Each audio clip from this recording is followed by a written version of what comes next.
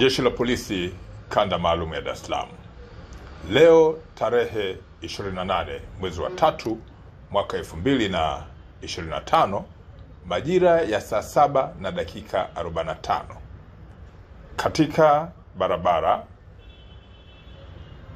ambayo ipo karibu na daraja la Tanzanite, wilaya ya Ilala, Dar es Salaam, imetokea ajali iliyohusisha magari matatu na kusababisha majeruhi wawili na uharibifu wa magari.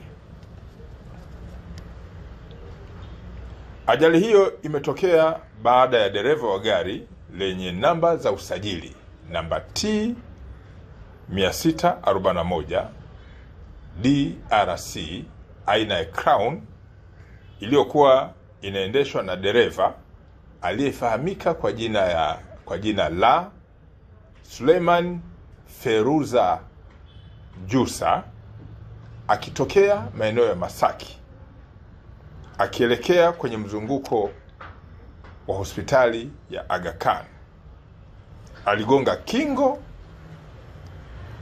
na kuacha barabara na kuhamia upande wa pili, ambapo aligongana kule na gari namba T 840 EDU iliyokuwa ikiendeshwa na driver aliyefahamika kwa jina la Godfrey Bundara, ambaye alikuwa kwenye uelekeo wa Masaki.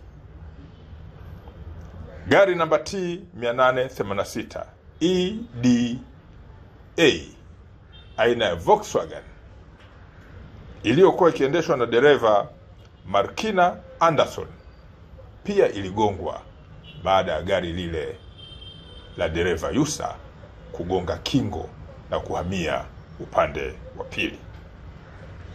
Majeruhi wawili walipelekwa na wameendelea na matibabu katika hospitali ya Aga Khan na hali zao zinaendelea vizuri.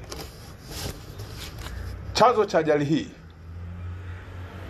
ni mwendo kasi wa gari ambayo ilikuwa ikiendeshwa na dereva Yusa, ambayo ni gari namba T 641 DRC Toyota Crown. Jeshi la Polisi Kanda Maalum ya Dar es Salaam linaendelea kutoa wito kwa madereva wa vyombo vya moto kuwa makini, hasa kipindi hiki cha mvua, na kufuata sheria za usalama barabarani. Jeshi la Polisi, licha ya kutoa elimu juu ya matumizi ya barabara na watumiaji wengine wa barabara, halitasita kuchukua hatua kali za kisheria dhidi ya madereva wa vyombo vya moto ambao wamekuwa mara kadhaa wakikiuka sheria za usalama barabarani.